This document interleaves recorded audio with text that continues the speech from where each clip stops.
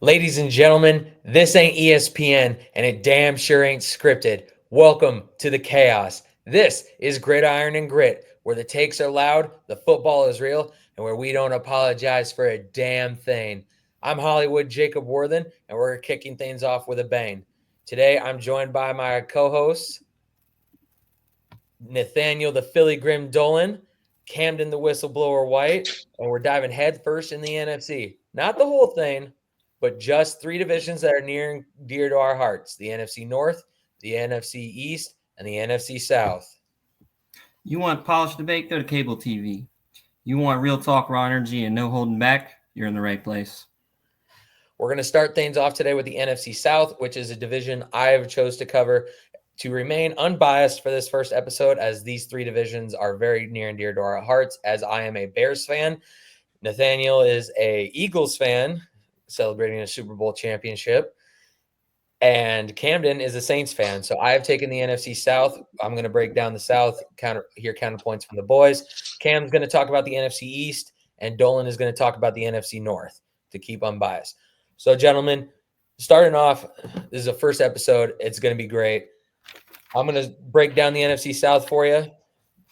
Starting in the South, I think the projected finish is going to be Tampa Bay, number 1, Atlanta, number 2, Saints, 3, Carolina, 4. Any arguments to either of those? I think the Saints are going to finish higher than third in the division. Well, I think Carolina might actually finish higher than the Saints. Well, it's still preseason. We got a lot to talk about. I'm going to dive in first, looking at Cam's team, the New Orleans Saints. Actually, no, you know what? I'm going to work from the bottom to the top. I'm going to start off with the Carolina Panthers. So the Panthers are coming off a 5-12 season last year, where both and the offense and the defense, both for Carolina, need to take drastic steps forward if they're going to contend in the South. Bryce Young needs to step up as a quarterback. And over the last 5 years, Carolina has gotten 5 wins, only 5, more than 5 wins, only just once in the span of the last 5 years. They're still returning 19 starters, but they've lost key linebackers in Shea Thompson and Jadeveon Clowney, which are huge losses. And honestly, I think if the defensive coordinator, Evero, can't turn this defense around, he's going to get the boot to the door. I have a record prediction for you guys. I think the absolute best, everything goes according to plan for this Panthers team. Bryce Young shows up, defense takes steps forward, offense takes steps forward. I think they could finish 8-9 as an absolute best. Absolute worst, I see maybe 1-16, 2-15, where I think the Panthers are going to finish. I think they're not going to meet that 5-12 mark last year. I think they're going to be just below that, and I think the Panthers are going to finish 4-13. I think he's going to get the boot too, huh? If that defense doesn't turn around, because defense wins championships, and if you don't have a defense in this league, you're toast. Cooked. I will say this, and this is just going off of the few games they had last year. They did have a few upset games against bigger teams. Have that in, remember that. Hence the reason why I think they might finish a little higher than you're predicting them. That's my estimated guess right now. Like you said, it's preseason still, but they may have had a game plan last year to go against harder teams. Yeah. And it worked out against the harder teams, but it just didn't so much for them for the rest of the season. So they've been in this constant rebuild ever since they traded that number 1 overall pick to Chicago, and I feel like they got the worst end of the deal out of all of that. Yeah, they picked up Bryce Young, but look at what Chicago's been able to do since then. They have a great wide receiver. Show up on the Thanksgiving game. You know what? I'll give you that one. It's the first episode. You can get have a coach fired. Yeah, it seems like Chicago got the real good end of that deal. Look at their draft picks, though. DJ Moore is a talented wide receiver. They picked up another talented wide receiver in Romo Dunze, and they got a franchise quarterback that now they can build around in Caleb Williams. Hopefully. I'll give you that. Moving into the New Orleans Saints, This is a team I usually make fun of a lot simply because of Cam. And also my little brother is a big fan of the Saints as well. However, they could surprise a lot of people this year. They are one of my more dark horses in the NFC to keep an eye out for. They do got a new head coach in Kellen Moore, the winningest quarterback in college football history, coming from Boise State. Last year, he was the offensive coordinator for the Eagles and won a Super Bowl with the Eagles. So this will be his first time at the actual helm of a team. And he led the Eagles to this. I mean, obviously having Saquon Barkley helps. Second ranked rushing offense in the league. And New Orleans finished 14th in the league in rushing yards per game. They finished 23rd in passing and 24th in points for. They finished tied for third in the South with Carolina. And they had a 2-4 division record against opponents. If Kellen Moore can step into this role as even with Alvin Kamara in the backfield, I'm not saying Alvin Kamara is at the level of Saquon Barkley, but Alvin Kamara is still an elite running back. We're not going to say he's not just to get the whistleblower all riled up. That's not what I'm here to do right now. Well, don't We'll worry. all get riled up, brother.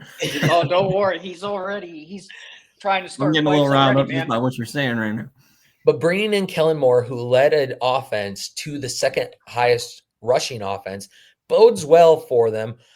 Obviously, the defense is going to need a little tweakage. They gave up a lot of yards against last year, but they were about middle of the pack in points against, which is good, but defense taking steps forward. I'm not saying go back to the bounty hunter defense that we saw that New Orleans had, but that physicality and aggressiveness is what New Orleans would like to see on defense, and figuring out the quarterback situation with Spencer Rattler. But they do have the third easiest schedule based on opponent strength this year, so that could bode well for Kellen Moore and the Saints. I think that absolute best Saints can do, my ceiling for the Saints, 10-7, wild card team. Everything goes. Yep. Damn. Yeah, 10-7. Everything goes right for them. I think they are in the wild card conversation. See, Cam, he does love you. Absolute worst. Again, absolute worst. Everything goes haywire. Like Kamara gets injured. Kellen Moore can't step up as a head coach. Quarterback situation doesn't get Spencer figured Rattler out. gets bit by a snake. I see the absolute worst this Saints team going is 3-14.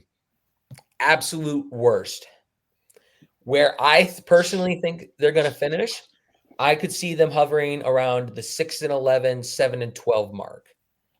Or no, 7-10 mark, I should say. That is where I see New Orleans finishing. They slightly improve off of last year's record.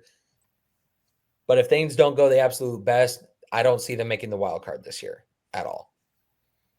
Don't forget, just going back to defense there, Tyrann Mathieu is on the Saints now. So we've got the Honey Badger.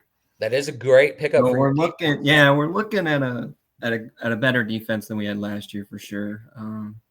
And we've been known to have pretty good defense in past years before too as well. So which is insane because like beginning of the season last year, you guys were killer. And then all of a sudden, right after that third week, man, you guys just started falling apart. I think Tampa Bay takes our spirits out of them. I didn't think it was Tampa Bay that took the spirit out of you. I mean, I'll give you guys this. You still had a negative point differential, which means you got outscored more than you scored, but it wasn't anywhere near as bad as Carolina. So even if you still take steps to improve, you'll be fine. Mm-hmm. I would like to see maybe Kamara not get ran as much as he did last year. It seems like they used him as a weapon, and teams just predicted it right off the rip. Like they're like, oh, they're going to run Kamara. Well, it's been hard to figure out that quarterback situation ever since Jameis left, ever since Sean Payton left, and Drew Brees retired. You haven't had a foundation. You haven't had a good quarterback foundation since Brees. And I don't think Dennis Allen and Derek Carr were the way to go either. I think that was an awful mistake. I think that season was bound pretty much to go bad with those two people.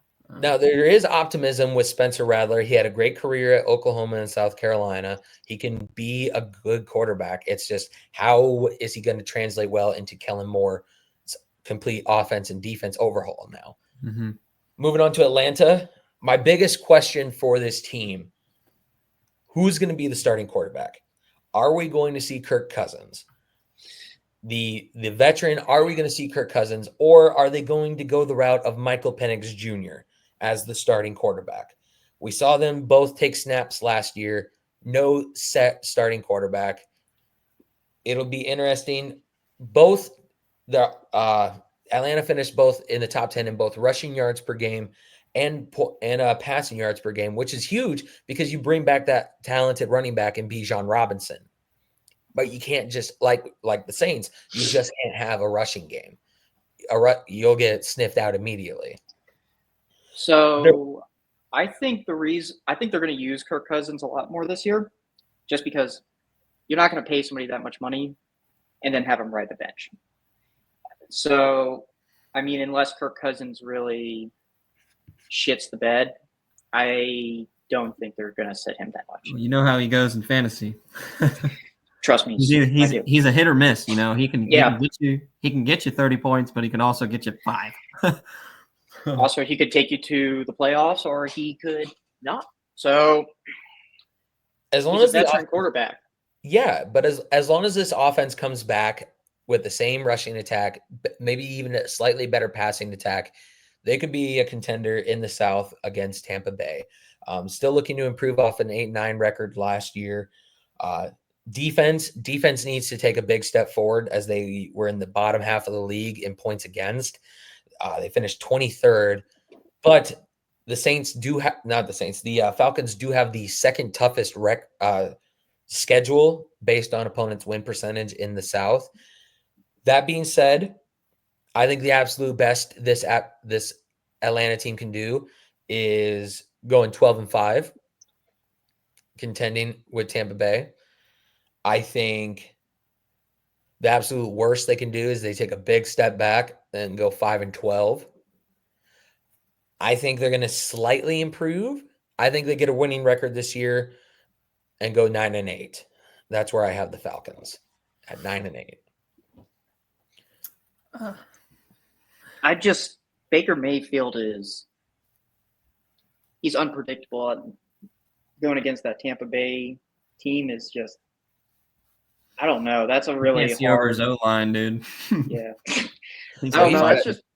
It's just something hard to predict on that, because you're saying the Falcons are a good team. It's just trying to compare them right now to Tampa Bay. I don't know. It's difficult because of that Tampa Bay team. But I think if everything goes right, they could challenge. They could. If they get their quarterback situation figured out, defense takes steps forward, they could challenge. Moving on to Tampa Bay. They finished 10-7 last year, won the South under Baker Mayfield. No more Tom Brady. Good old Baker Mayfield. They finished top 5 in the league in both passing yards per game, rushing yards per game, and points per game. They had a great record against division opponents as they went 4-2. They're returning 19 total starters. And the biggest thing, I think, for Tampa Bay is that they showed they can challenge with some of the best in the league. Last year, they lost to Kansas City only in overtime. That team still gives me nightmares. Yeah, and they had wins in the regular season over the final 2 NFC teams from last year, Philly and Detroit. And they beat them both. And they beat them. They beat them. Yeah, so they can contend with these other teams in the NFC. It's just what version are you going to get come playoff time for either one of these teams, and it's also week by week. Ceiling for this Tampa Bay team. I don't know if you guys will. You're about to make me cringe so hard, aren't you? Yeah, you know. What do you know? 15-2. Ooh. Oh my God, you are on drugs, my man. 15-2. What is wrong with you? What? No. Who's the 2 teams? Hold on. Pull their schedule up right now. Yeah, I will. Pull the schedule up.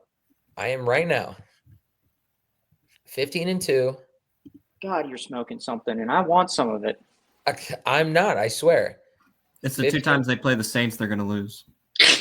No. They just have buys throughout the entire year. They play team by. So here's Tampa Bay's schedule for this season. Losing week 8 for sure. They're losing. I have them 15-2. Week Their 7. losses are to Philly and Buffalo. They're gonna be Kansas City. Oh wait, they don't play Kansas City. No, you're right. They play Detroit. I don't think they're going to beat the Rams. I don't think they'll beat the 49ers. And again, this is like the ceiling. This is the best I could see them doing if everything goes according to plan for them. Is 15-2. Absolute worst. Is over, right? Huh? And hell freezes over. I'm not saying hell's going to freeze over, but this is that if they go like what you just said, hell's freezing over. There's no shot. Absolute worst. I see them going 8-9, just under 500. But where I think they're going to finish, I think they're going to win 2 more games than last year, and they're going to finish 12-5. And that's where I think they're going to finish. I don't think they're going to finish 15-2. I can see them finishing 15-2 if everything goes according to plan. But I think they're going to finish 12-5 with losses to Detroit, Philly, Buffalo, and then I think New Orleans might split one and Atlanta might split one. Or it's going to be Houston. I think Houston, I'd bet money on Houston. Yeah. They're either going to split with 2 division opponents, or it's going to be losses to maybe San Francisco and Houston. This is the other thing too. Like, what if it was like an upset and Seattle beat them? That would be huge. That would be hysterical. And that's why we can make early season predictions. We're just chatting. And if I'm wrong, I'm wrong. I'll eat my slice of humble pie. That's the first time I've heard him say that ever. that is some bullshit. I have said it before. Jacob's never seen a piece of humble pie. Yeah, it's usually apple or pumpkin. Cherry, coconut. Yeah. But that's what I have for the NFC South. Tampa Bay finishing 12-5, Atlanta finishing 9-8, New Orleans finishing 6-11, and Carolina finishing at 4-13. That's what I got for the NFC South. Okay. All right, okay.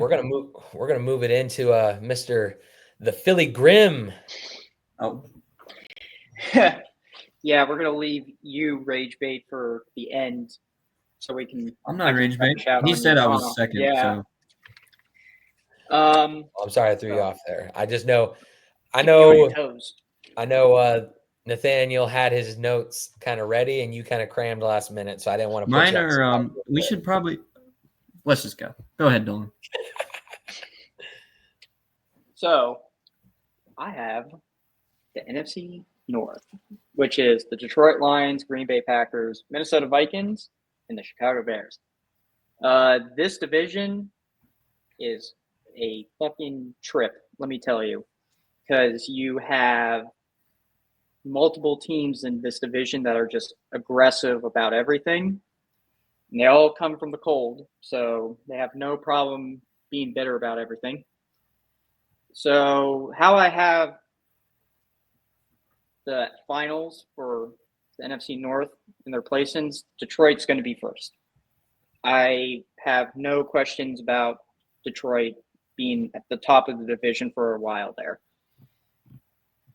Minnesota is going to be my second for that. And this is where it's going to get interesting because I need to at least see more. I would say I want to do a recap on the NFC North, maybe week 5, week 4, because I think Chicago is going to be better than Green Bay. Yes. And I'll tell you why, but I have to see more. Chicago is going to be my dark horse probably most of the season. And, they have a lot of potential. Green Bay, not so much. I don't have faith in Green Bay. They did break the streak last year. Yes, we are technically this year, we are undefeated against Green Bay. Mhm. Well, you know what? Let me go into, since we're talking about Green Bay, No, I'll no. start with Green Bay.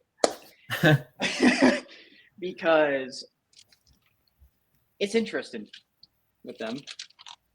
So the things I wrote down for Green Bay, right? The record last year was 11-6. They placed third in the NFC North, and they made history last year, being the first team to have 800 regular season wins. So, good job, Green Bay. But this is what I thought was the most interesting thing. They finished with a 1-5 record against their division. They won only one game against their division. So that means the rest of, and I think the only win they got was against the Bears. Yeah, we split last year. Yeah. So if you would pull the schedule up, I kind of want to break this down because Yeah, I got you. I feel like this is going to be, I don't know. Green Bay is a very weird team because they improved, but not by much, I would say. They went 9-8 in 2023, placed second. So they dropped in their division in 2024 with a better record.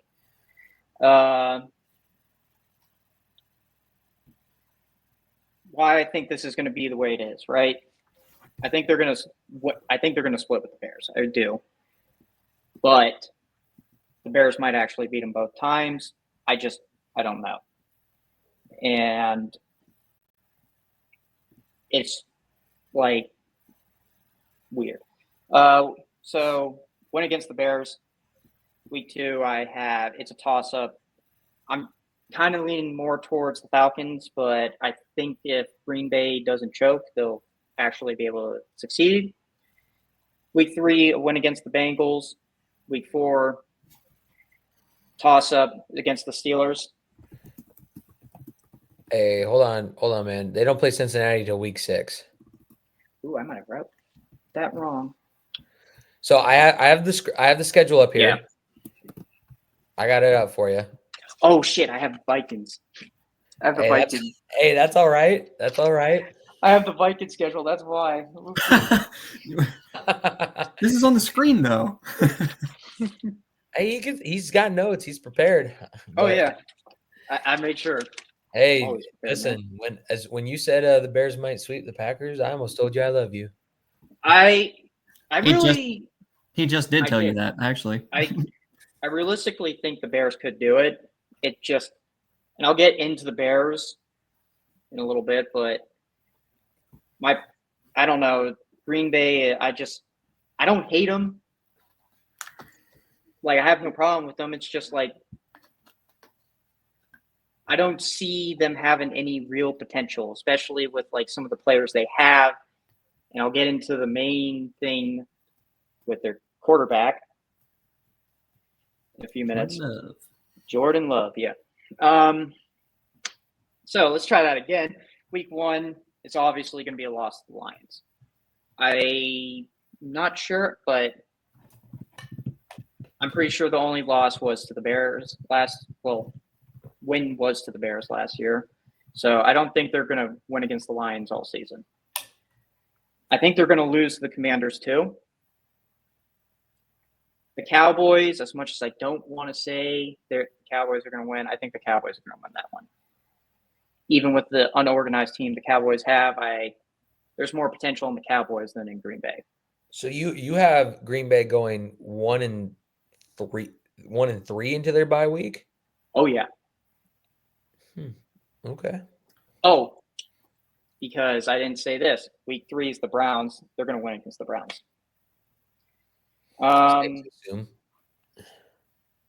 This was a hard, it took me a long time to really think about this one. And I gave Green Bay the win with a home field advantage over the Bengals. But I didn't know. I just couldn't figure it out to save my life. Week 7, I put a toss-up for the Cardinals, but I think Green Bay would win that too. And then Steelers, Aaron Rodgers is about to be going against his old team. So it's either somebody's going to show up or somebody's not going to show up. But I have Green Bay losing that game. All right.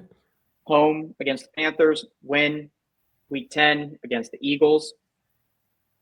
That's a W for the Birds. Sorry. Giants, that's a win. That's the easiest team in our division. Vikings, loss. Lions, loss. This is where I'm saying the trade's probably going to happen. I think they're going to lose to the Bears at home or away.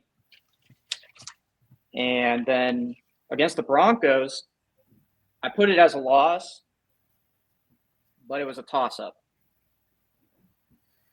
All right. That's a game I'm going to pay attention to, but it's so late in the year, somebody's going to be injured. Mm-hmm. Week 16, but against the Bears, that's where the trade-off's coming, either a win or a loss. Ravens, that's a loss. And then again, against the Vikings I said it was going to be a trade-off, but I changed my mind. It's going to be probably a loss too. The highest my ceiling for them is 12-5. My estimated guess of where they're going to be is like 10-7, maybe. The worst, which I'd probably bet money on, is 7-10. 7-10 for your lowest team is pretty good. Even Yeah, 10-7. I mean, last year the Bears were the lowest team in the North at 5-12.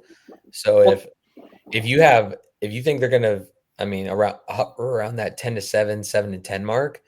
So the problem is the division they play in. The NFC North is, in my opinion, the hardest division to play in, because as much as the Packers are not, Fuck off, Jacob. as much as I think the Packers aren't that great, they're still a really hard team to go against. And I don't praise Jordan Love, but he is a decent quarterback. Like, he did have a 63.1% completion rate last year. But it's just hard when you're going against like superstars like the Vikings, the Lions, especially the Lions, because that is what everybody's going to want to talk about in that division is the Lions. I might call Vikings superstars, but I mean, let's be honest. Nobody expected that season from Sam Darnold last year.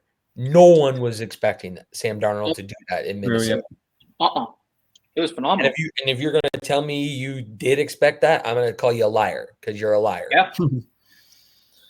Because I have all water to put out your pants because they're clearly on fire. The reason I'm going to pose this question to you, because I think this is one of the reasons why Green Bay's kind of struggling, is the QB they're kind of putting a lot of trust in, Jordan Love. So I pose this question to you. I have a few things to go off of for my reasoning why I think he is not the future of Green Bay, and maybe they should start looking for a new quarterback. But I will ask you guys first. Do you think Jordan Love is the future for Green Bay in any way, shape, or form? Cam, I think you should go first, because me being a Bears fan, I got a lot. I mean, it's really hard to say. We'll just have to see what happens in training camp and how he performs preseason and then going into the season. We've seen some quarterbacks not have some great seasons and come back and do pretty well. I wouldn't say it's the end all be all. I don't think Jordan Love is, just off of performance last year, like the future, like you said. Like, I don't think he's gonna carry the team to the Super Bowl or anything this year. I don't think he's got that capability. But I think he may give them a good season. At least finish close to even. I think probably closer 8-9 or 9-8 for Green Bay. Maybe lower. It just depends. I mean, we'll have to see. All right. Bears fan. Here we go. Personally, I would love to see Green Bay go 0-17. I would love that. It'd make me very happy. Even if the Bears didn't make the playoffs or didn't even win a playoff game or make the playoffs, I'd be happy. I'd be smiling ear to fucking ear for 0-17. Every Packer. But I'll say this: what if the Bears went 0-17 too? Well, then I guess I'm an asshole. I mean, you are an asshole, but that's This We'll is just true. call it karma. It's karma. Yeah, it's karma. As a Bears fan, Jordan Love is a decent quarterback. I will say Agreed. that. He is a Agreed. decent quarterback. Now, will I say he's at the level of Aaron Rodgers or Brett Favre, like some people are expecting him to be? No. I think he had a good once Rodgers left, he had a good season but under center. And he looked like he could be that franchise quarterback for the Packers. However, I don't think he's the answer long term. I don't think he's like Aaron Rodgers. I don't think he's it's gonna like a Band-Aid, right? That's what you're thinking. It's more like put a Band-Aid on the wound for right now. Yeah, I think it's more like because Rodgers is like, 10 plus years at Green Bay, Brett Favre, same thing. I don't think Jordan Love's that kind of quarterback. I think Jordan Love is going to, I don't want to say fizzle out, but I think he's going to not live up to expectations that are put on him, which is going to dampen Green Bay and is going to make them look for another quarterback. Which they should probably do regardless. And if, things go the way that they go, Green Bay has a horrible season, you're instantly looking at college kids who could maybe come up. I mean, Arch Manning's going to be a junior this year at Texas. He could go pro draft after his junior year, and that's somebody Green Bay could look into if they have a bad season. But I agree with you. I don't think Jordan Love is that guy. Yeah, and I have something. It's a little intriguing to me. So I was curious just to see where Rodgers placed last year on a piece of paper next to Love. Completion rating, Love has him by 0.1%. So they're both 63, but Love had it by 63.1%. But passing yards, Love had 3,389 yards. Rodgers had 3,897 yards. 500 yards more. Yeah. Love had 25 touchdowns, while Rodgers had 28. Now, I want you to keep this in mind. Rodgers went 5-11 last year with the Jets. Yeah, where I'm their going. schedule was harder though. I'm not sure. I know there's one thing for sure I know is that maybe because Love missed 2 games because he got hurt the first week against Philly and he was out because of a sprained ankle. I think that might have screwed up something, but they both had the same amount of interceptions last year. And you're talking about the face of Green Bay in the past versus the face for Green Bay right now. And the fact that they're almost mirroring each other is kind of, you don't want to see your old quarterback almost matching your new quarterback. And the thing is like 2023, when like Love really took over for Green Bay, he had a 64.2 completion rating, passing yards of 4,159 and 32 touchdowns, but he also had 11 interceptions. And I get as a quarterback that is going to happen, but when you're consistently getting the same amount of interceptions every season, it's a little bit of a red flag. Putting up lower numbers the next season after with the same amount of interceptions. And you know what the crazy thing is?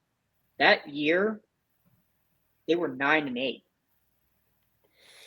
I mean, he's entering his 5th season in the league with Green Bay, and you said 2023, so this is going to be like his 3rd or 4th year as the guy.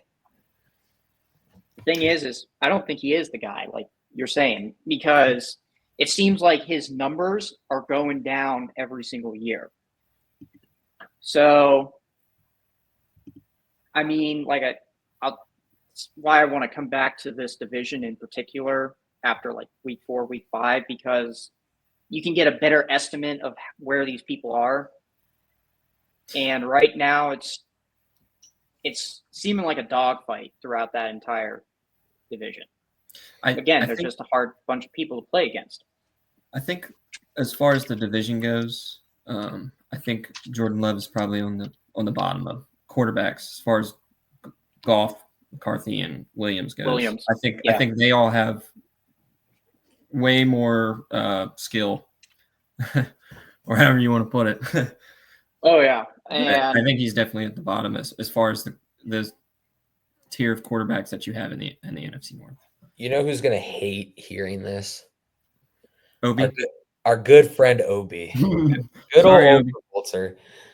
Maybe Rodgers should have stayed and played that extra 2 seasons. Sorry, Obi. I'm not trying to hate on your team, man. It's just you guys in 1 week before he got injured. Out. Right. I mean, when I first saw Jordan Love play, it was against Philadelphia in Lincoln Financial, and he did better than Rodgers. Rodgers was not scoring anything that entire game. He had to get taken out quickly to get checked because they thought he hurt himself. Love scored 2 touchdowns. Well, Rodgers was out. It scared the shit out of me because I thought we were about to lose. But then the defense came back and fucking kicked ass. Problem is, I haven't seen that since. I didn't see it in the wild card at all. Like, he was getting bullied that game. And last year's playoffs and Super Bowl, as much as I loved the fact that we just destroyed and belt to ass the Chiefs, it did not seem like some of the teams that were playing last year really should have been in. And Green Bay was one of them. It was just it was embarrassing. Even though it was like 10-22, that Philadelphia defense just bullied the hell out of that offense the entire game. And then they put their secondaries in, which is even more insulting. They did that all season. So to be one of those teams that a secondary team comes out to play, that's just – and you're still getting cooked by them? What are you going to do? Exactly. But moving on, going into one of the teams I'm excited to watch is actually the Vikings, because they have an interesting thing going on for them. So they finished 14-3 last year, finished second in the NFC North, achieving their first 14-win season since 1998. Which I thought was which I thought was pretty cool. Almost 27 years. Yeah. Still 0-4 in Super Bowls though. Yeah. Well, they did lose the Rams in the wild card round. So I mean, they weren't that good last year, but they were still pretty good. Made second in their division against the Lions. That's pretty good, because I'm pretty sure that the Lions and the Vikings traded off at least once or twice. I think you're right on that. Mm-hmm. What I'm really interested to see is their new quarterback, J.J. McCarthy. You think he's going to start over Sam Darnold? I think he said. I think they're planning on starting him. Really? I think so. When I was looking things up, that's who the starter is. If that's the case, I don't think Minnesota's going to finish second at all. Sam Darnold had an incredible year last year. Well, just listen to what I'm saying. Listen to what I'm saying before you get all flustered there, Mr. Bears. Okay. He's coming from Michigan. First off, Michigan was picked 10 in round 1 for the draft. But this is the thing. His completion rate for Michigan in 2023 was 72.3%. He passing yards 2,991 yards. It's not a lot. But then this is the thing. He won a national championship on an undefeated Michigan team. Yeah, I was there when they spanked Iowa in the Big Ten championship. Oh, Not- yeah. Not, So not a big JJ McCarthy fan over here. hence the reason why you're probably saying that. That's why I'm interested. Like, that's interesting. You're coming from an undefeated team to probably even make the Vikings even better. I don't know. I mean, you're going to have to see how he plays in the NFL, but look at some of the rookies that played last year and how they did. So I don't have a question and doubt that he's going to play well. Because Williams was a rookie last year and he played pretty well, even though the Bears did pretty bad. Yeah, most sacked quarterback in the league. Jaden Daniels. Say. Jaden Daniels made it to almost a Super Bowl as a rookie. Yeah. A rookie. So at this point, maybe if you're hell, there was rookies on the defensive line that won a Super Bowl last year. Can we pull up a video of that Hail Mary? I'm just kidding. I'm kidding. That's low, bro. Fucking big talk actually, from the guy whose team.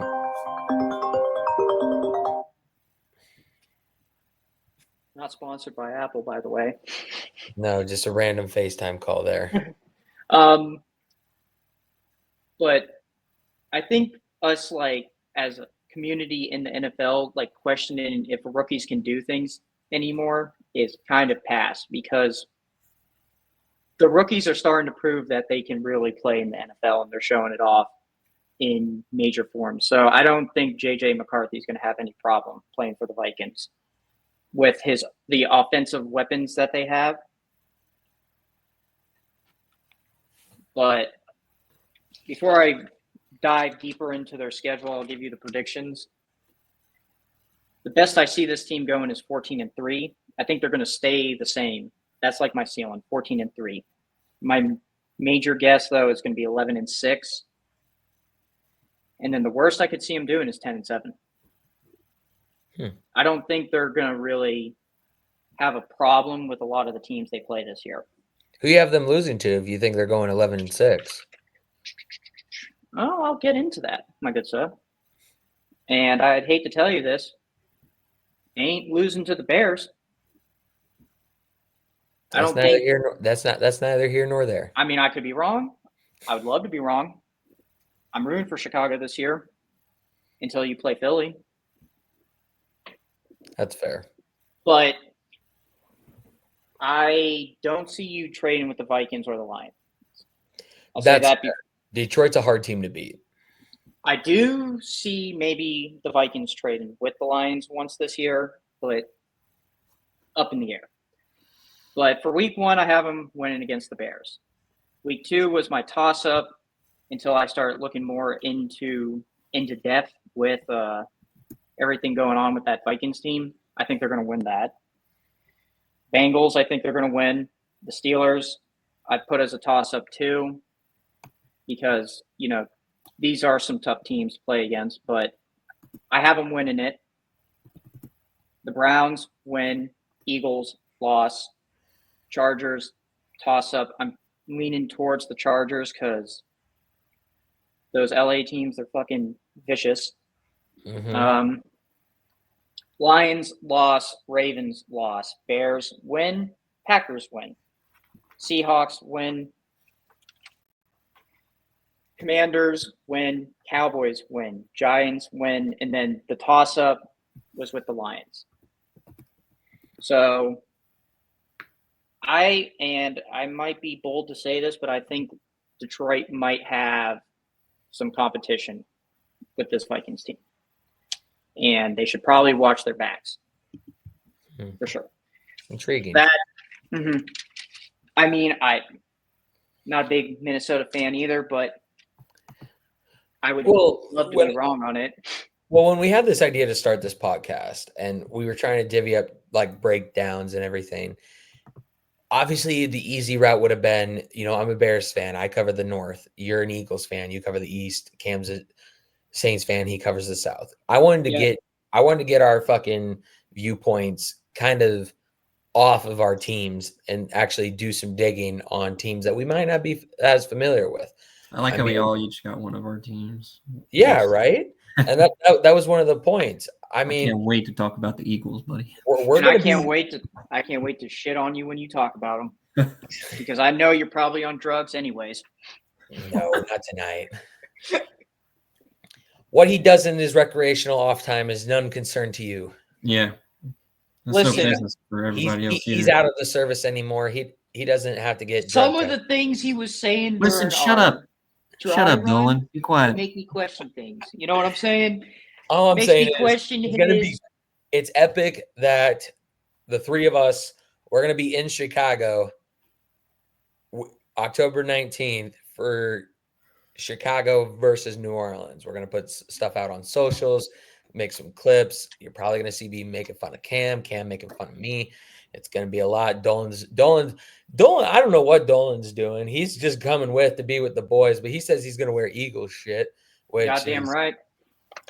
I'm going to take my notes at the game while I'm watching the Eagles play on my phone. Eagles jersey at a Bears-Saints game. Hey, you're one to talk, Mr. Capitals jersey at a Vegas Golden Knights Seattle Kraken game. Hey, man, listen, hockey's different, okay? This isn't a hockey podcast. This is a football podcast.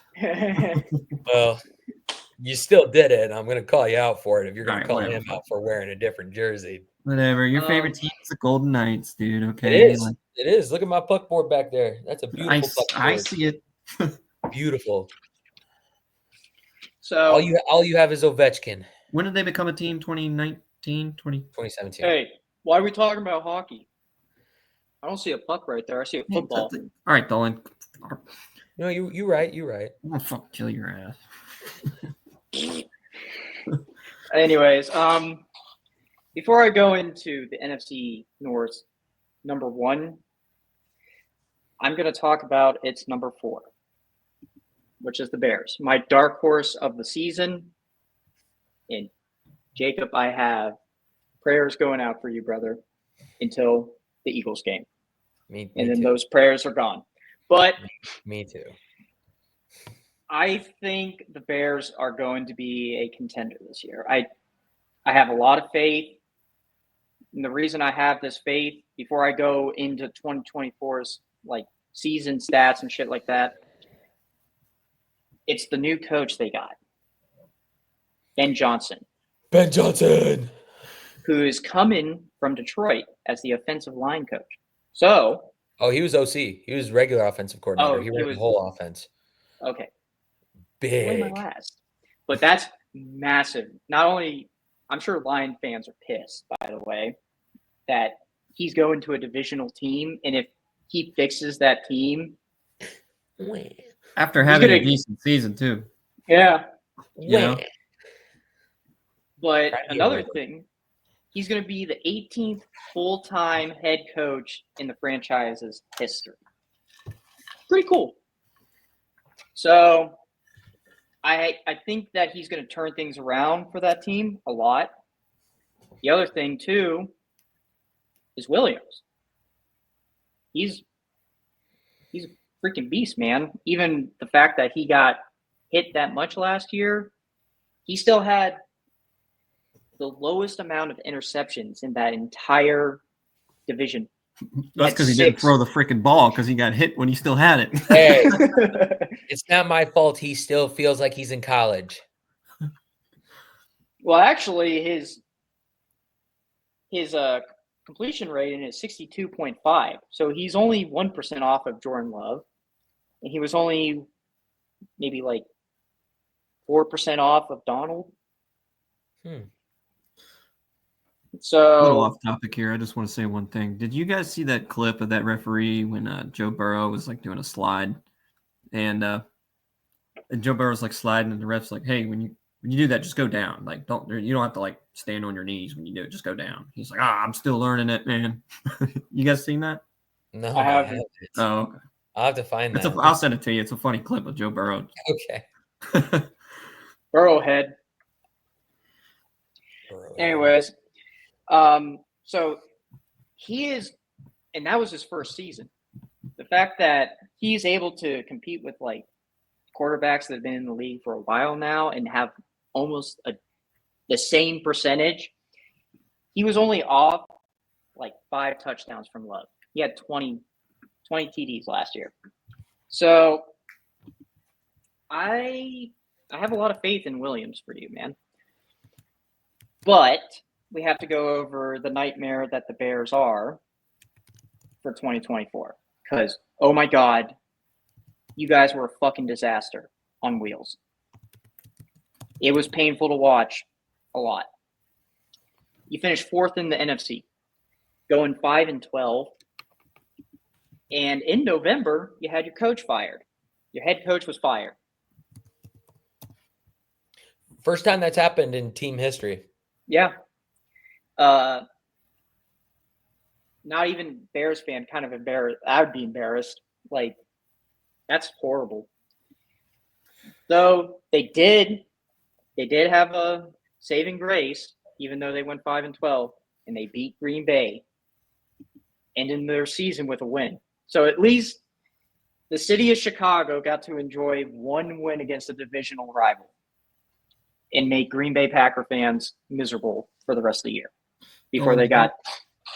Did you say what your high and low for Chicago was? I haven't even gone into that yet. Okay. Yeah. He's breaking down the teams. And one thing I don't know if you were going to touch base on it, is that Chicago has spent this offseason beefing up that O-line. So that way. I forgot. You told me to talk about it. I forgot about it, but it was in my mind. I was more, like I said, I was more interested in their coach because that's fair. That's a big gift.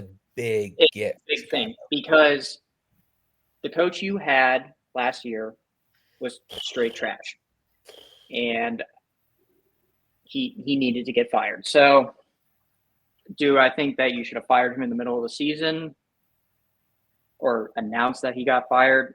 No, because that just made you all look stupid. Ended up working out well for us, though. Not really.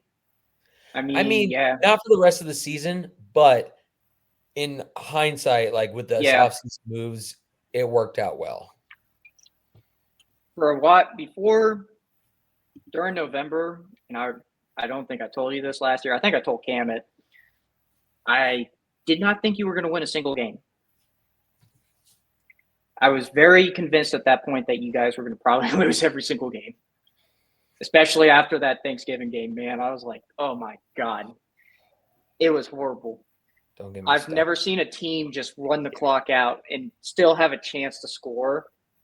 Especially with and I have a roommate who's a Lions fan who says it's called the Detroit Lions curse, where they never win a game on Thanksgiving. They always lose. So everyone always says we're going to watch the Lions lose on Thanksgiving. Yeah. I've heard that many times. So the Bears finally broke the curse of the Lions.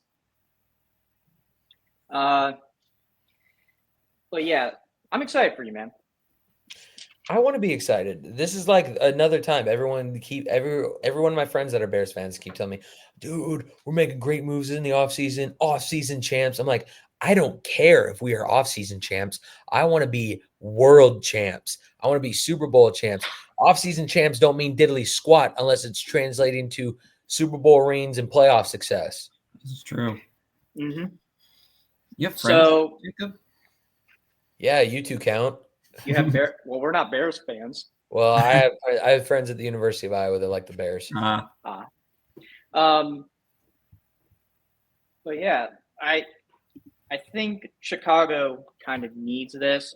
It was like with the Lions, I think I wouldn't, if there's anybody from Chicago other than Jacob watching, don't have hope yet, but know there might be hope there. I believe there's hope for you guys, but, just hold your breath, cross your fingers, and pray to God. That's what I got for that. But going into my predictions, and this was probably the toughest one for me because this new Bears team I haven't seen yet. And I'm very curious to see how it goes. The best I have them going, my ceiling is 10-7.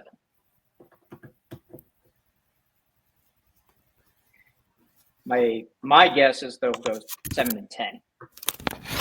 Why do you have them finishing third then? Because I don't think Green Bay is going to do it. I have to go off of what I saw last year right now. Okay. Hence the reason.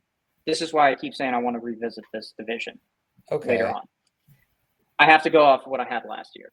Until I have more evidence of what the Bears can do, I have to go with what I think is going to happen. Okay. So you think they could finish higher than Green Bay. Mm-hmm. But as it stands, you have them finishing just a bit lower than Green Bay. Mm-hmm. Okay. Makes Hence sense. the reason I want to. Hence the reason we're definitely going to revisit this. Because I don't think, like, while I was doing this, I was like, fuck, man. I don't really think this is how it's going to go. But I just had to go off of what I saw last year, and I was like, I'm going to go with my gut because I am an Eagles fan, and Eagles fans, we live in misery. Even when we win, we're still in misery because now we just want another championship. But my guess is you'll most likely go 7-10, which is an improvement from last year, in my opinion. The worst I see you going is 5-12. I think you're going to lose to the Vikings and the Lions. Both times. Yeah. Oh, okay. Yeah. Week 3, this is my big thing. With the Cowboys, which team is coming into play? Is it the Cowboys, the Dallas Cowboys, or is it Jerry's Cowboys? So I put it as a possible loss for you guys, but I think you could win that game. I think the Bears will go undefeated in their division, except for that last TBD flex game against Detroit. So 5-1 against NFC North opponents. I think so. I think that last game. I think. You think that Detroit's going to choke that back this year? You're sounding like a bigger two? Bears fan than I am because Week I 2? think I don't know. I think the Bears are definitely a lot more capable this year in their division. I think. And Ben Johnson's going to want to get a win against his old team, but also Dan Campbell and the Lions are going to want to show Ben Johnson what for leaving. Mm-hmm. Especially Dan Campbell. That's true. That man is a spiteful man. I think week 2 though. I think week 2 going into that Detroit game, I think these Bears are gonna show them some stuff. Well, in Detroit. Let me finish my listing, damn it. Go ahead. You finish your listing, and then the bias is going to come out of me. Which I'm okay with. Because it's about to happen very soon with me. So I'm okay with it. I'm here for it, man. So, like I said, week 3, it's at home. I put it as a possible loss, like I said. But I think you could win it. I really do. I don't think the Cowboys are there. Fair. Week 4, that was another toss-up, but I gave you the win for sure. I'll take it. I would gladly take being 2-2 heading into our bye week. Well, you will win the bye. I'll give you that. No shit. Week 6, you're gonna lose to the Commanders. Week 7, sorry. No. Sorry, Cam, the Saints are gonna lose. Okay. I thought you said as soon as I heard you say I'm sorry, I was like, no.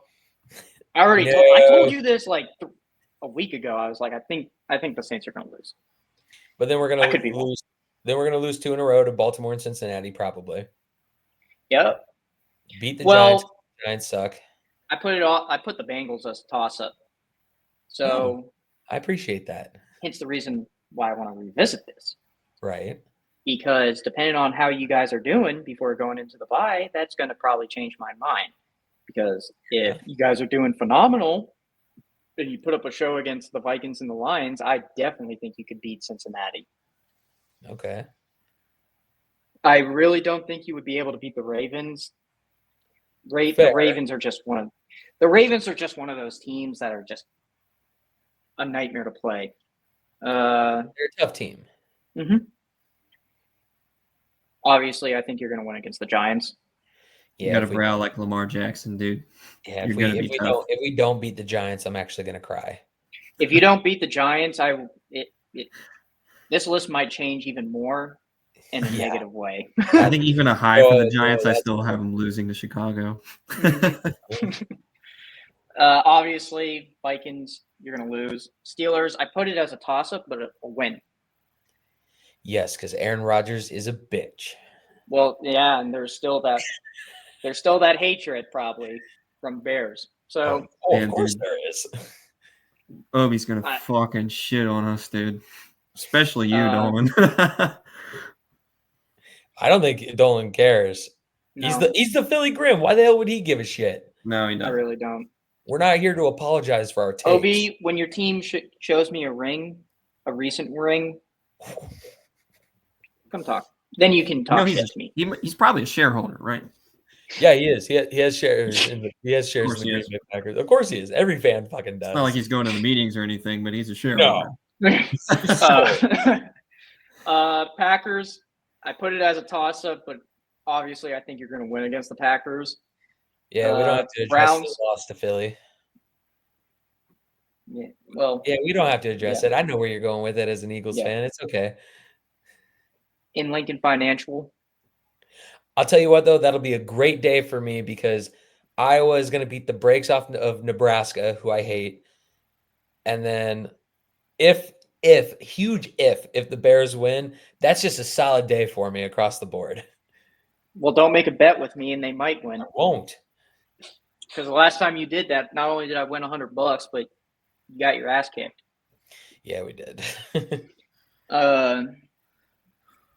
Browns will win. Packers will win. 49ers, this is the game I want to see. I'm really praying that you guys are going to be good because that would be one hell of a game. Because I don't think the 49ers are going to be healthy. Yeah, that game's going to determine if I sleep on the couch or not. Yeah.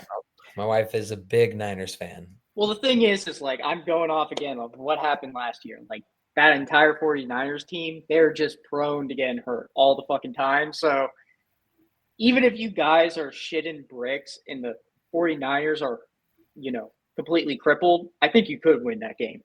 Right. Because they won't have anybody to play against you. I would love to take Emily out there for that game. It's like, hey, Merry Christmas. We're going to go watch San Francisco and Chicago. We're going to go watch the 49ers play fucking my Bears. No. If Chicago is the home team for that, no dice. I'm not taking her to that game. But because it's in San Francisco, maybe that's a good Christmas present. I mean, yeah, sure. Week 18. Obviously, it's going to be a loss to the Lions. Right. So let me put it this way. If you are to beat the Vikings and the Lions, I don't think I would know. I would have no comments. I would be like, I have to redo everything, man. Everything's wrong. I think we're 3-1 heading into that bye week. The lone loss to Detroit. That's what I think. Realistically, maybe kind of more optimistically. Mm-hmm. Is 3-1 heading into that bye week, which I'd be fine with. I'd be fine with 2-2. But if we're 1-3 or 0-4, I might just write the season off right there. Honestly, if I was a Bears fan, I would just like to see improvement. That's what I would like to see. Because that means the team is actually fixing problems that they haven't been addressing. And it seems like they really haven't been addressing these problems. So if they are just fixing them, that gives me a sigh of relief because that means you guys are going to become more competitive, playoff team, maybe even a fucking Super Bowl champion. So let me celebrate just one Super Bowl in my lifetime. That's all I'm asking. You're going to have to wait 50 years for that. I don't care. I was alive to watch the Cubs win a World Series. I'll wait 50 years to watch the Bears win one. I'll still be kicking. Don't you worry about me. So, Mr. Bias, I'm alive in 50 years, Jacob. I would love to see the Bears become a wild card team. As a matter of fact, because of my bias, and down the road here in a couple episodes, we're going to get to our playoff predictions. But newsflash, spoiler, I have the Bears as a wild card team. I think the Bears are going to be a wild card team. Whether or not they make a deep run in the playoffs, that remains to be seen. I'm not here to say they're going to make a deep run in the playoffs. I'm not here to say they're going to win the Super Bowl this year. I just think that Ben Johnson, if everything goes well, good scheme fit, because Williams will mesh with Ben Johnson's schemes really well. That O-line can protect him better.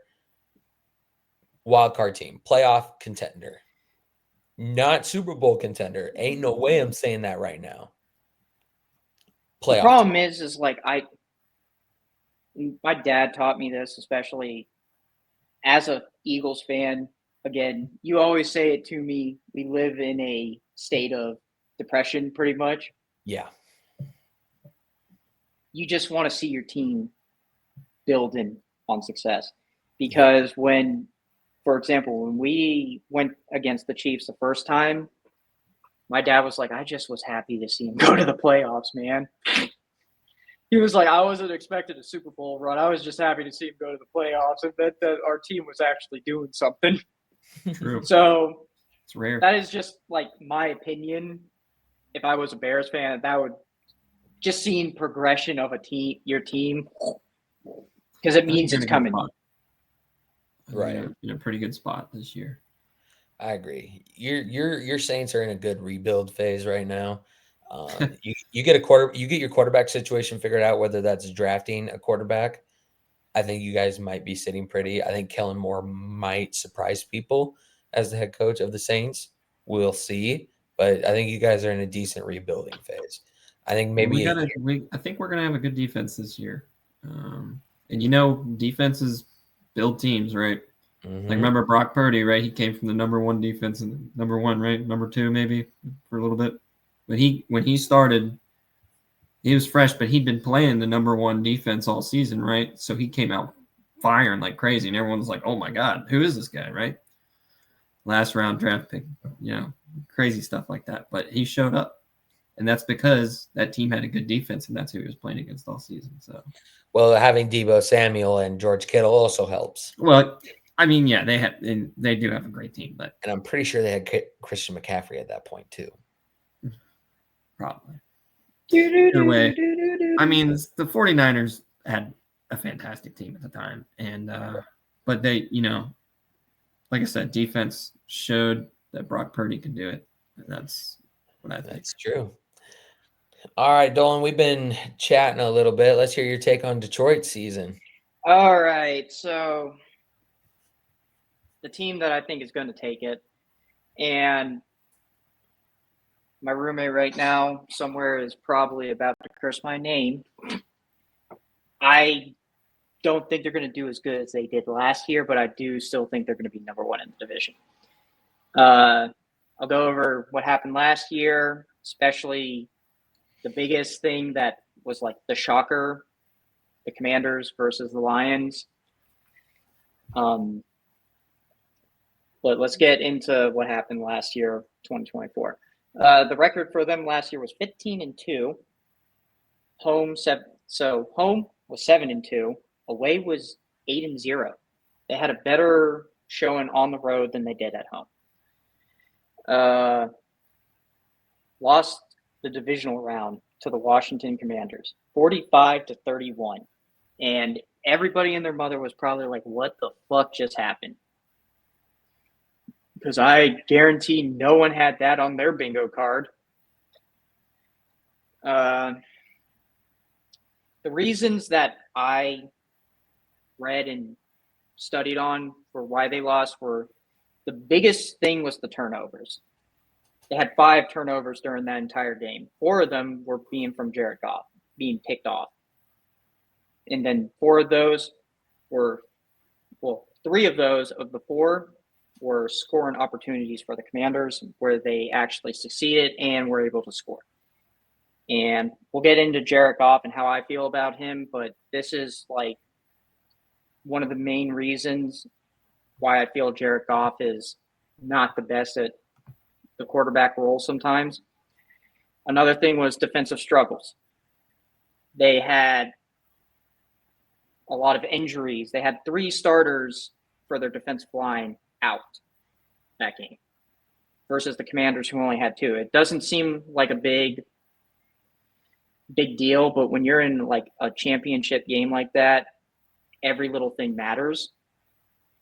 And fun fact, Campbell didn't sit any of his starters week 18. So when they went into that game, there was already 6 people injured. 3 of them were healthy enough to play the game, but 3 of them weren't. So you have 3 people coming off of injuries, and then you have still 3 people that were injured. Even if they won, I don't think they would have lasted much longer going into another round. And that's not bias, that's just fact. Because that entire Philadelphia team was healthy going into that championship game. There was not a single injury. There was questionable things with Jalen Hurts, but he was still fine to play.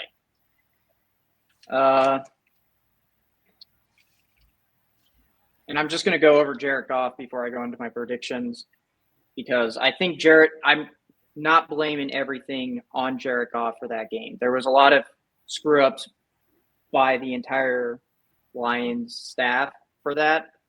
But Jared Goff giving up 4 picks because he was number 5 in QBs last year with interceptions, ranked 5. Even though he had a lot of passing yards, 4,629 yards, his completion rate was 72.4. If you ever watch him, like on paper, he looks amazing, right? But if you watch him, the moment he screws up, the moment he gets hit, that's when it starts. He plays mind games with himself, and he screws up even more, and it screws the Lions over. Hell, like in the Commanders game, he got hit hard, and they didn't call a flag or anything, but he should have been out.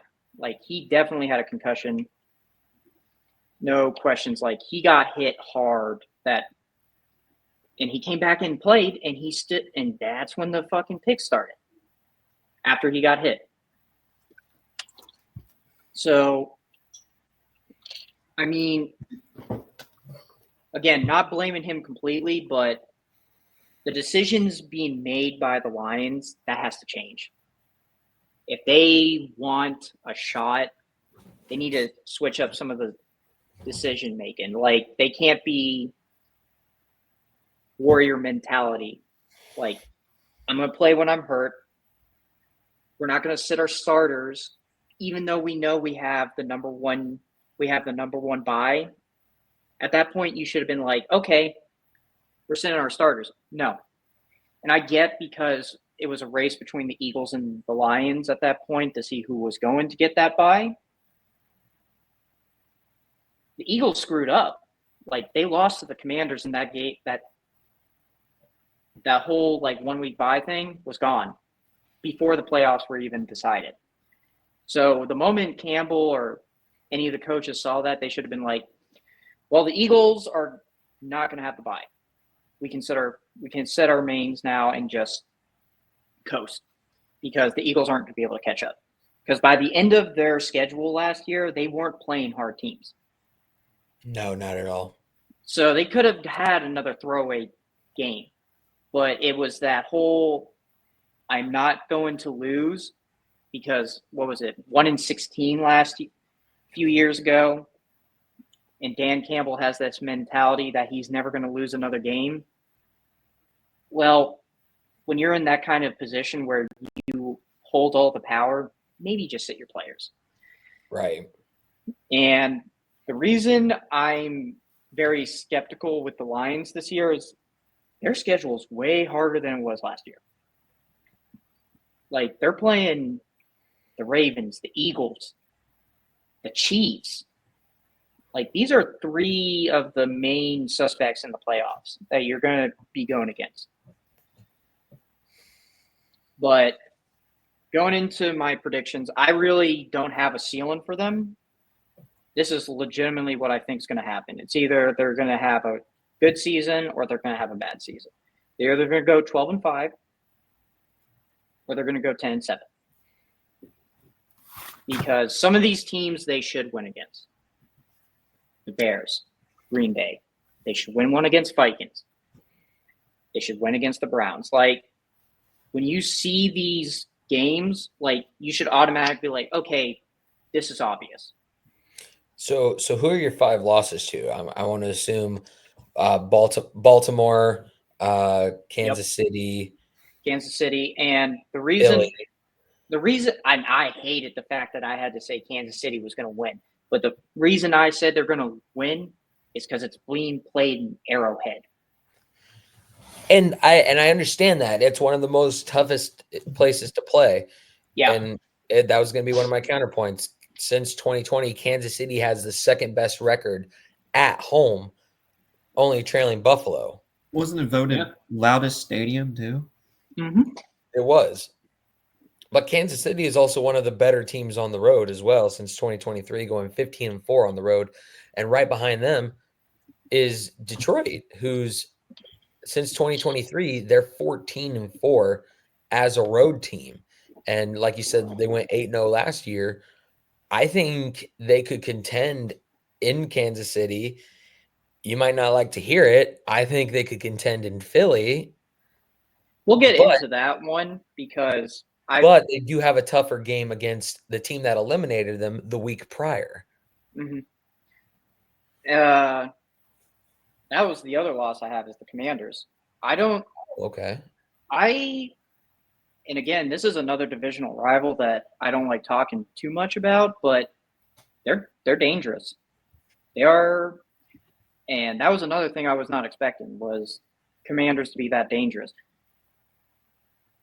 The problem I have, and even though I have it as a loss, and somebody's going to think it's biased, it's not. It's the Eagles game. I'm very excited for that. That is probably my number one game of the year, is the Lions and the Eagles game. Because that was the game I wanted to see last year. Because if we beat the Lions, I knew we were going to beat the Chiefs. But we ended up playing against the Rams. And we didn't look too good against the Rams. So I didn't have a lot of faith going into that Super Bowl run that we were going to actually beat the Chiefs. Among other things that I've said about the Chiefs that I'm not going to say because, they're not true, but we'll get into the Chiefs on Tuesday. Oh, yeah. I was going to say next episode we're talking about them. Oh, yeah. We're digging into the AFC West, AFC South. Might as well have my mic muted for that entire Chiefs talk because I have nothing nice to say about them. Right. Yeah, we're getting into the AFC West, AFC East, and AFC South next week. But again, with the Eagles, you're going against a Super Bowl champion, and the weapons the Eagles have. The defense they have. And their defense, if they smell blood in the water, they're going to continue hitting you where it hurts. And you know. Yeah. Don't you want some white cornerback? Oh, my God. But you've seen it multiple times, how much Philly likes to blitz and go after the quarterback. Not the biggest Philly fan, but a big fan of Cooper DeJean right here. And the moment they smell blood, they're on you. On it. I think they hurt a few quarterbacks in the past because that's just how Philly plays. They're mean. They're gritty. And if it's being played at home against a team that Philadelphia wanted to see them play against, it's going to be loud. It's going to be vicious. And Lincoln Financial Field is not for the faint of hearts. Are you talking about the football team or the fans? The fans. Because don't you guys have a jail in Lincoln Financial? Yes, we do. For good reason. And you're going against, you've got two of the most gritty cities going against each other. You got Philadelphia and you got Detroit. I could see that guy spending the night in one of those. The city's going to be on fire. But the city was on fire when they won the Super Bowl and they weren't even in freaking Philly. But it doesn't matter. If it's something that excites the fans, because Philadelphia fans, as much as everybody hates us, we're extremely passionate. And if this game is going to be a very passionate game for Philadelphia It's fans. because there's nothing to do in Philly other than root for a football team and get drunk and eat cheesesteak with marinara sauce on it. By the way, okay. Hey, You Doesn't sound like a bad thing. off topic, little off topic, but why the fuck is a authentic Philly cheesesteak? Why does it have marinara sauce all over it? what? That's an authentic Philly cheesesteak. Says who? It's spray cheese. So there's a lot of people in Philly. Well, let's ask the Philly Grim. No. What's an authentic cheesesteak? I always grew up, it was spray cheese. Spray cheese? Like easy Hey, cheese? He had a rough growing up. Sometimes you got to do what you got to do. I used to Same diet as Jordan Love, brother. I used to put brown sugar on toast, and that would be my French toast on just a regular piece of bread. I used to take cinnamon sugar and put it on bread with butter. There is one thing from Pennsylvania that I want to try, and I don't know if Nathaniel has tried it. How good is Scrapple? You've never had Scrapple? That's not a Pennsylvania thing. That's just an anywhere thing. That's a Pennsylvania Dutch. That's a Pennsylvania Dutch thing. I'll make you some, Pennsylvania Dutch thing. I looked it up. Really? You want to try that? Yeah, it kind of sounds. You don't like it? I think it's You're insane, Dolan. It's good shit. It's you good like Scrapple? Shit, oh yeah, you also like it. liver. I don't take your opinion. No, it's you like not. Liver. It's like sausage. I said I don't take your opinion because you also like liver. I didn't say it was liver. Gotcha. Oh, yeah. Next time I'm out in Philly, I'll have to try to find it. All right. I could probably. Yeah. No, I get it. I mean, I'm sure in your mind, Dolan, the Eagles are going to go 17-0. I get it. No, I don't think that at all. Actually, I think there's a. You're right. The Eagles, they're gonna get the 1 seed and then coast for a game or two, and that's where they're gonna. No, I think the Eagles have a really tough schedule this year. I think we'll win a few. I think we're gonna trade off with the Commanders. We always fucking trade off with Commanders. Well, but we'll get into that. If you think they have such a hard schedule, why don't we get into it, Mr. Camden, the whistleblower? What do you got on the NFC? What do you got on the NFC East for us? You're going to hear a lot of paper flipping here, but that's okay. So, and also, I don't have as much to say about like side points. I do have records and stuff like that. That's okay. So I'll tell you right now, without any numbers, I'll just tell you what I think everyone's going to finish at overall. I think at the bottom, it's going to be the Giants, obviously. Number 3, it's going to be Philly. Number 2, Dallas. And number 1, Washington.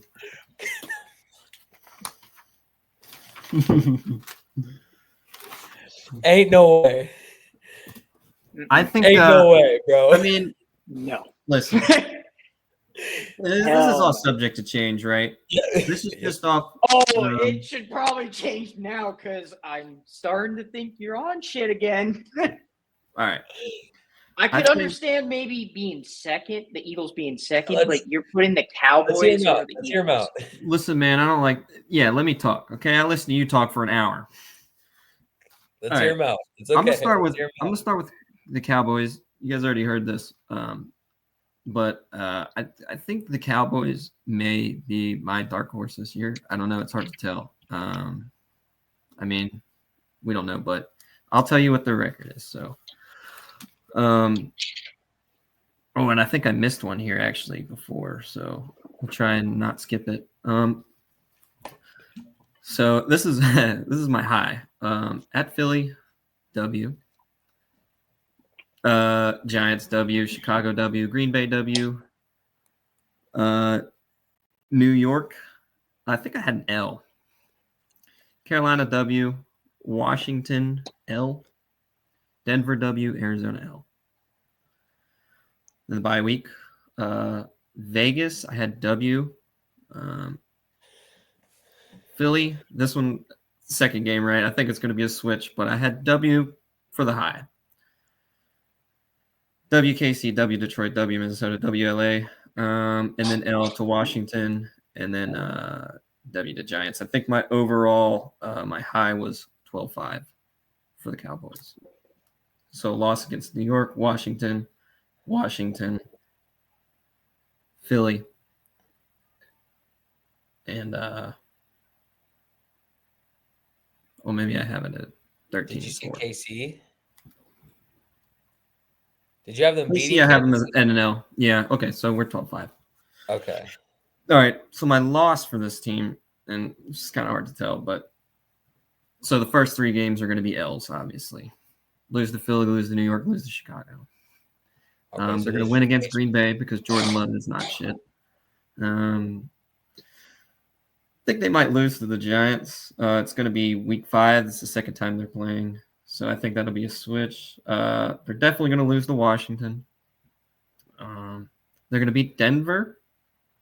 They're going to lose to Arizona by week. Win Vegas. Lose Philly. Lose KC. Lose Detroit. Win Minnesota. This one sounds more realistic. Win LA, and that's the Chargers. And lose Washington and win Giants. So that would put them at 10-7. So that's for my low. I'd have some points to make about them. Forgive me. When this episode comes out, Rod is going to tell you how much he loves you. I know. He might suck your dick. Slob all over. Anyways, so the Cowboys overall, they tend to choke in the playoffs, but their overall record for playoffs is 36-31, which is positive. So, I mean, not awful. They're ranked number 10 in the NFC last year with a record of 7-10. That doesn't sound right. I'm probably wrong there. You should probably fact check me on that. Nope. I already fact checked you. You're right. It's 7-10. Okay. I don't know if number 10 in the NFC was correct. I think he is right on that. But yeah, I don't know. I think with Prescott, I think they have a good team. I mean, they've been consistently not awful over the years. They're not a terrible team. And not making it very far in the playoffs. No, they haven't shown their skills in the playoffs lately. It seems like they get there and they just forget everything they did all season and turn over balls. Yeah. That was going to be one of my counterpoints, is that they haven't made it past the second round in years. Since 1995, They haven't made it past the second round. Mm-hmm. Who knows? I think this NFC East is going to be a division to be rivaled with this year. And I think the Cowboys and the Commanders are going to be the 2 teams that are going to show up this season. I'm going to let Jacob get into this first. I'm going to go ahead and go into I just have one thing to say about this Cowboys team. They're coming off a 7-10 record last year. Mm-hmm. With a new coach. Why do you think they're going to jump the Eagles? Well, who have almost the same roster that they did last year, and even more weapons. Okay, listen. Week 1, right? You've got 3 preseason games, and then week 1. I mean, it's unpredictable, right? I did say my low was the L, my high was a W. I think just going right into it, week 1, I think the Cowboys might just. I mean, I don't know. We'll see. I think I'm just being like, one of those games where the Cowboys win and everyone in Dallas is happy and everyone in Philly is mad, and that's how it should be. I'm just kidding. It's a W or an L. Okay. I mean, how much can you really predict off the first 3 games? You never know how the team's going to play. You see them in preseason a little bit, but you see a lot of hiccups. You see a lot of mistakes happen. You see turnovers. The Cowboys you see fumbles, do a lot of hiccups. You missed catches all the time in the beginning of the season, right? I mean, they get time to grease up and tighten up on everything throughout the season, and you see that. But in the beginning of the season, you see all these mistakes happen and stuff like that. I think that's why I just said L for the first one, or Philly was going to lose against Dallas on that first one. But I did when I went for my low, I did say that they were going to. So, which is the more realistic thing. And I said they were going to win or they were going to lose the second game they play against them, which is in November. That's November 23rd versus Philly. So in Dallas, I think they're going to win. Okay. Who you got next? Please. No, I got my question out. I'm ready to hear. All right, I'm going to do the Commanders. Can I ask Mike? Let me ask Mike. Stop fucking no! You're gonna let me ask my question, Jacob. What? You're gonna let me ask my question. So let's hear his question about Dallas. I want to. And it's not even off of how you have them ranked. I just want to know, what is it that you think? What is the problem you think that the Eagles have where they would drop? I don't think they're always consistent.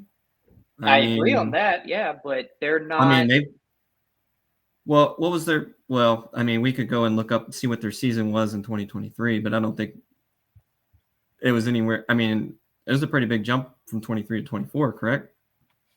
No, actually, so 2023 they were undefeated from probably, I think, the first 4 or 5 weeks. Yeah, I'll tell you boys right now how Philly was in 2023. We've been very consistent. It's just when we came to the playoffs in 2023, we were not consistent. They went 11-6 in 2023. They started off 5-0 before losing to the Jets. Heading into their bye week on week 10, they were 8-1. They ended the season losing 5 of their last 6, including losses to San Francisco, Dallas, Seattle, Arizona, and the Giants in 2020. And then what was it 2024? They finished 14-3, rattling off. Their toughest part came at the beginning. They beat Green Bay, but lost to Atlanta, beat New Orleans by 3, and then lost to Tampa Bay in week 4, going 2-2 into the bye week. But then with the remaining games, they rattled off 2-2. They went 12-1 in their last through the stretch of the season, finishing 14-3 and going into the bye week 2-2. You know, that's a good record coming off of a bye. 12-1 after that, with that only loss coming to Washington by 3. Okay. And think about this too, right? They played all the way up to the Super Bowl last year. A lot of these clips and stuff that people are taking, they're going to be using in training camp, I'm sure, are going to be of these teams that went to the Super Bowl, playoffs, Super Bowl. Everyone's going to watch your plays. Everyone's going to know how to go against them. Everyone's going to know all your fakes. Everyone's going to know. They're going to see all this stuff, okay? They're going to see your mistakes. So I think that NFL, just in general, not just the NFC East, but the whole NFL is going to know a little bit better how to play against you guys, more so than the other teams that didn't make it as far through the playoffs, and see all your good plays and stuff like that, all your tricks, up your sleeve. I'm sure you came up with new ones, but I think just the Super Bowl team in general like that should be countered hard coming into next season. This is another question I have. What are the strengths that you see in Dallas to where they could Prescott topple? You think they're losing their running back, their center, and their. So you think Prescott is going to be the reason that they are able to? No, man. Listen, okay. I'm not trying. I'm trying to rattle your brain and get you irritated.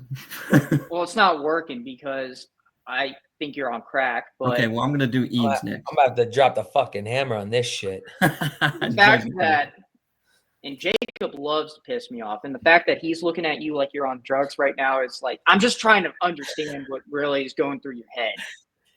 Because I'm not disagreeing, even though I think you're wrong. That doesn't make any sense. Yeah, because you just made no sense. That all right, let me talk. All right, I'm just going to go straight into the Eagles then, since we're doing this. Okay. My high for the Eagles is 11-6, and low 7-10. I have them. This is the high. winning against the Cowboys, losing to Kansas City, winning against the Rams, winning Tampa, losing Denver, winning against the Giants, losing against Minnesota, winning against the Giants again, bye week, winning Green Bay, winning Detroit, losing Dallas, On the losing. road. Okay. This is a. I said win or lose against the Bears. Winning against the Chargers, winning against Vegas, losing the Commanders, winning the Bills, and losing to the Commanders a second time. That was my high. Okay.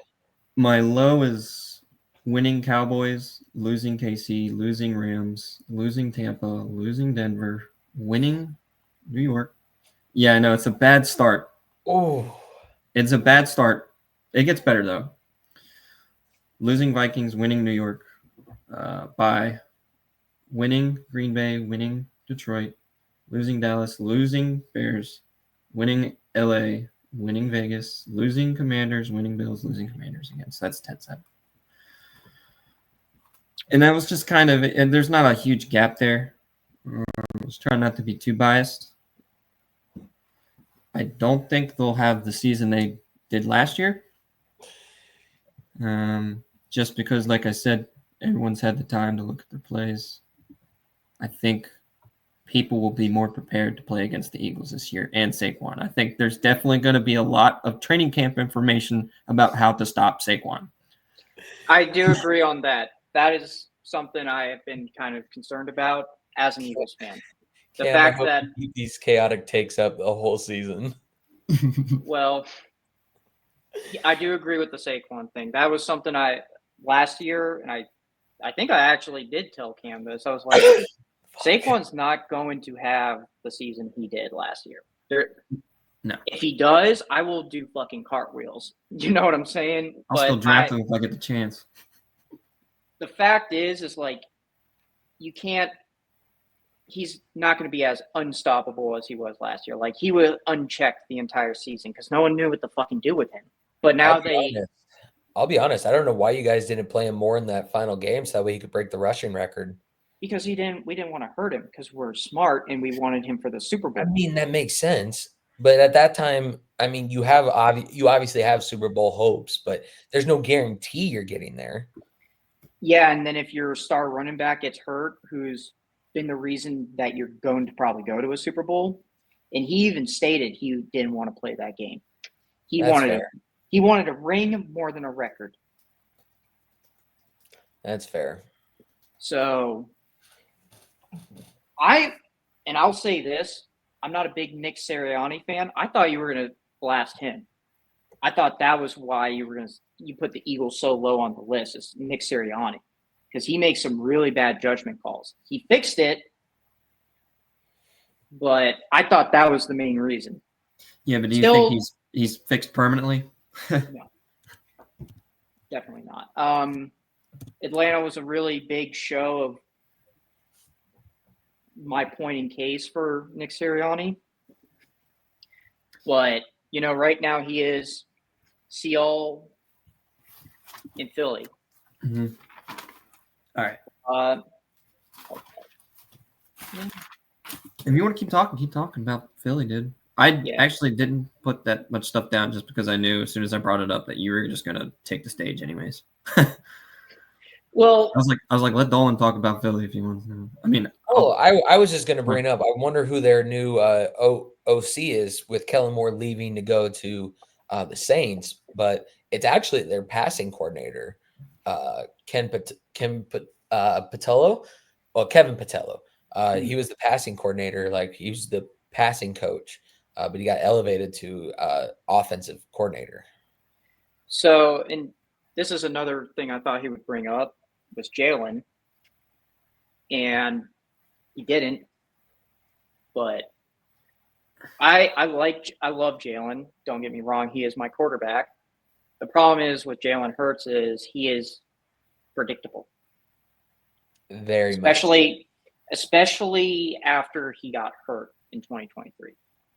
He got very predictable. You knew who he was going to throw to. You knew he was going to do the tush push. And I like the tush push because tush push equals points, but I don't want to see it every single fucking play. It seems like it's become a constant. I don't, and this is something that I was waiting to bring up, was the tush push. I was going to wait until after, but if you want to talk about that now, we should, because that is, the tush push is probably going to still be unstoppable. I think the only team that has a shot at maybe stopping that play is Detroit. It's just a QB sneak. Any team can do it. I don't understand why people bitch. Well, so it's because no one can stop it. There's no way to stop that play. It is like the cheat code to the NFL right now. You can load up the defensive line, put your Mike linebacker right behind them. Yeah, and the Commanders tried that, and they jumped over the entire offensive line of the Eagles. Well, so I don't know. Any team can do it. I don't know why people get upset. But because of this tush push, the Eagles this is their percentage with the tush push when they started doing it. 2022, they were 68.8% on fourth down conversions. 2023, 73.1%. And then in 24, it dropped 3%, went to 70.4%. But they still have a higher fourth down conversion than one of the teams they're going to be playing, who is extremely aggressive with it, which is the Lions. I mean, I know you said you don't want to see it every play, and nobody does, but that's like a fourth and manageable situation, or like first and goal for one. No one is doing a quarterback sneak on 1st and 10. I do on Madden all the time. Actually, that would be pretty funny. Maybe a quarterback draw, but not a QB sneak. I'm going to special teams field goal block you want to run, brother. So if you want to, I have the teams that actually voted for because there was a thing going out for the tush push being banned. Oh, there was? Yes. And for the teams that voted against it, Falcons, Bills, Panthers, Bears, Bengals, Cowboys, Broncos, Packers, Are you going to name Texans. Well, it's a lot. Can you just name the ones that didn't vote against it? Wait. So these teams are the ones who wanted it banned or did? Oh, yeah. Wanted it banned. I thought it was all but the Lions and the Eagles, right? No. Against the ban, Eagles, obviously, the Ravens, the Browns, the Lions, the Jaguars, the Dolphins, the Patriots, the Saints, the Jets, and the Titans. So your team was, as much as you say you hate Philly, your team was still stupid enough to vote in favor of keeping the tush push. But didn't you guys vote in favor of it? I don't speak. Yeah, we're the fucking team that. Yeah, why would they speak in favor? Why the fuck would we vote against? But I mean, with a fourth down conversion rate of 73%, I mean, who wouldn't want their team to be doing that? You know what I mean? Exactly. But anybody can do it. I don't understand why people bitch, and I'm not. I don't represent the Bears, so I don't agree with them voting to ban it. Well, I mean, I know you. Didn't you say that Green Bay was the one that brought it? Oh yeah, Green Bay's the one. Yeah, they're sissies. Green Bay is the one that brought it to the attention of the NFL. Hey, this is not an NFL play. Somebody could get hurt. And that's another reason we're all shitting on Jordan Love. And Green Bay isn't wrong. When Kansas City tried to do it, Patrick Mahomes actually hurt himself. His knee popped out of it. Yeah, his knee popped out. And we're going to address that next week. Yeah, but teams have tried to do this play. Hell, the Bills tried to do it against the Chiefs in the playoffs, and it didn't work. So it's apparent. It's a play that it sounds simple in theory, but apparently it's not. And I think that's where the frustration is coming from. And so far, it doesn't seem like many teams have figured out how to stop it. I am kerfuffled. I am flabbergasted. I am flustered. I don't know how a quarterback sneak is so complicated. It's a QB sneak. That's all the tush push is. It's a QB sneak with that fullback and halfback pushing the quarterback through. It's a QB sneak. Everybody does a quarterback sneak. And for them to say it's not an NFL play, I'm calling horse shit. A QB sneak is a play. Come on. Yeah. And to try and ban tush push that has such a high fourth down conversion rate too, It's just weird that teams aren't really practicing this. It's like they're more against it instead of just trying to figure out how to play it. I think that's the other maybe thing they too. just are unable to completely. I mean, it's saying you've got a 25% chance to defend it, right? Pretty much 27% chance. Hot take. The league's gone a bit soft. Yeah, I can agree with that. I don't know if it's such a hot take, but the league's gone soft and it's not as like aggressive as it once was. And well, think about roughing the passer. Oh yeah. You breathe the wrong way and there's a flag coming down.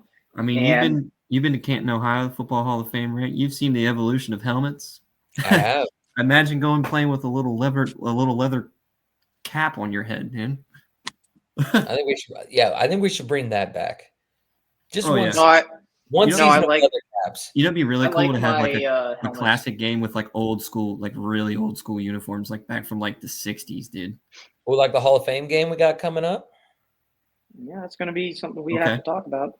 Yeah, are they going to do like? I mean, but with the game being held at the stadium in Canton, don't you think that's the spot to do it? Well, yeah, absolutely. That would be the spot in my mind.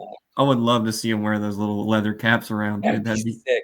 Because of concussion protocol and everything that's happened with brain injuries and CTE. Of course. Can they do it like they do the AFC, NFC, or no, the Pro Bowl? Pro Bowl, yeah, sorry.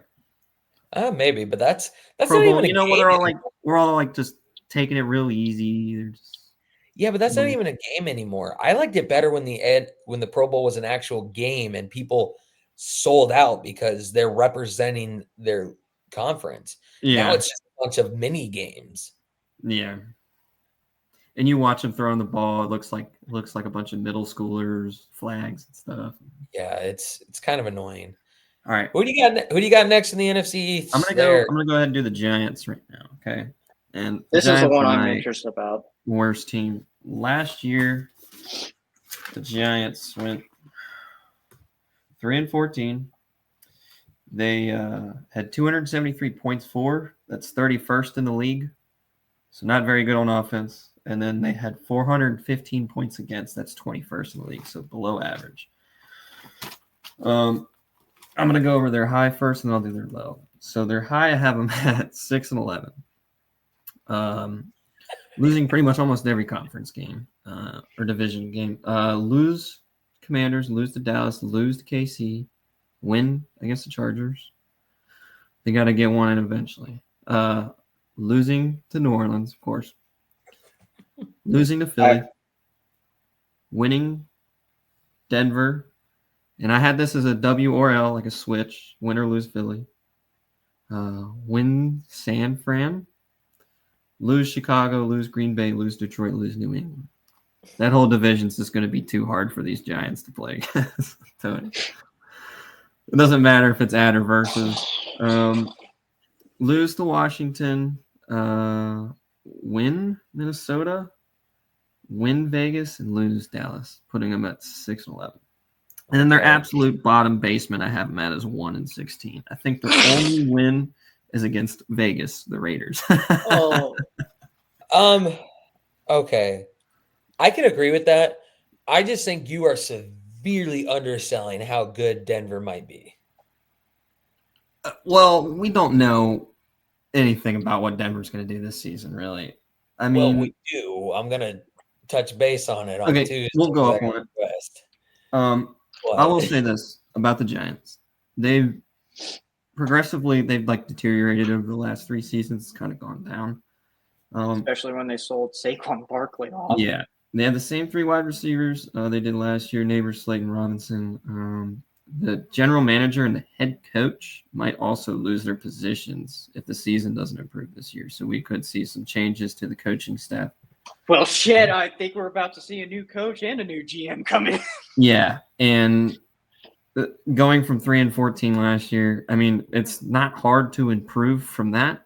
You've got to win 4 games. You'd be surprised. But it is the New York Giants we're talking about, okay? But, hey, they have Russell Wilson now. They do have Russell Wilson, and they have Jameis as a backup. That doesn't mean shit anymore. What the fuck are you talking about? That don't mean shit.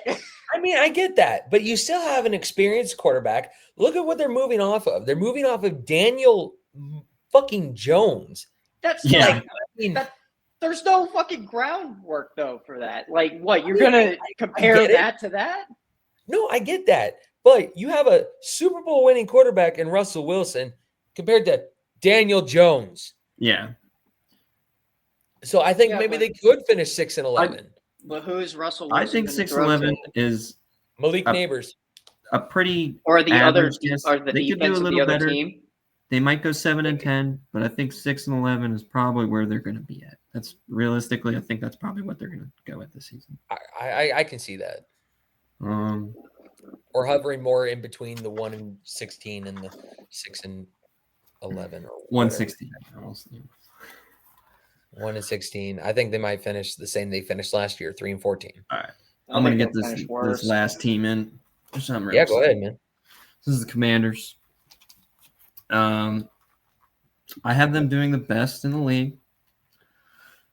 Jaden Daniels, Terry McLaurin are going to do fucking magic on that field, okay? I think their ratings were like 7s all around, which is kind of average, maybe a little bit better. I think Cowboys actually had a little bit better ratings than them, just generally. But I'll go for the high right now. So the high, they're going to win the Giants, win the Packers, lose the Raiders, win the Falcons, lose the Chargers, win to the Bears, win to the Cowboys, lose to the Chiefs, win Seahawks, lose the Lions, win Dolphins, win Broncos, win Vikings, win Giants, win Eagles, win Cowboys, and then this one is another one of those switches. I'm not sure. So I think that would put them at 12-5. 12-5 or 11-6. Okay. So their lows 9-6, still not great.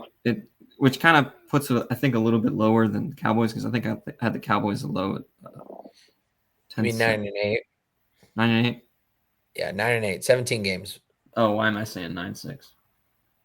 I don't know. Don't worry, I can't read my own handwriting anyways. So, so I'll go over it. Starting with the Giants, winning pack, losing to the Raiders for whatever reason, winning Falcons, losing Chargers, winning Bears, losing Cowboys, losing Chiefs, winning Seahawks, losing Lions, losing Dolphins, winning Broncos again, winning Vikings, winning Giants, losing to the Eagles, winning against the Cowboys, and losing to the Eagles again. I think that puts them at 9-8. I kind of just took like maybe a little bit of a bias just because for my whole division, just because I don't know. I don't want to see the Eagles do it again because I'm tired of these repeat teams. Tired of seeing KC do it. I don't want Philly to do it because I will never hear the freaking end of it from Nolan because he goes out there and does snow angels in the snow and stuff when his team wins, And gotta be happy when your team's winning. I'll make my point about this Commanders team, and then I'll let Dolan make his point. I'll say one more thing. And yeah, go ahead. Just being from Virginia and stuff like that, I know a lot of Commanders fans and stuff like that. Redskins, go Skins. So I like the team, just general. It's been home to me for a while. It's not my favorite team, but and watching what they did last year. Just overall with Jaden Daniels, seeing him show up as a rookie and do the things that he did was incredible, right? we saw a really good offense last year, and I think we're in for another good year with the Commanders. I think they've got a good season coming up. I think the Cowboys and the Commanders are both going to be the teams to be rivaled with. I think the Eagles probably, if not, the Commanders or the Cowboys, the Eagles are going to be right there with them. It's going to be tough to say between those three teams. I think the Giants don't quite have it with Russell Wilson and Jameis Winston. I will say this before he goes into his spiel about the Commanders. I think we all agree on the Giants, man. Yes. Giants are trash. So here's what I say with the Commanders. I don't agree that they're going to beat Chicago. I think Chicago is going to be looking to get revenge after that mistake that cost us the game. Okay, fair. So I think Chicago. That's why I put it as a toss-up. However, you have them winning the NFC East, yes? I do. Okay. I have them contending in the NFC East with Philly, not necessarily beating out Philly. I can see 1-2 going flip-flop between Philly and Washington. It's a dogfight. Your take that Dallas is going to finish higher than Philly baffles me, and I'm not even the biggest Eagles fan. I just want to make Dolan angry a little bit. I could have put him fourth behind the Giants, but I didn't. He just annoyed me a little bit. It's like a gnat. It's okay. I mean, hey, we all got takes. We all got predictions. It's preseason. This is where we shoot it straight. We keep it chaotic. It's fun. But yeah, no, I think swap Dallas and Philly, and I think Washington and Philly have a dog fight. I can agree with that. Also, just remember, I went and scrambled over this. Yeah, I know you did. It's okay. Before we did this anyway. So I agree with the Giants. You already know how I feel about the Cowboys. I think you're smoking crack, but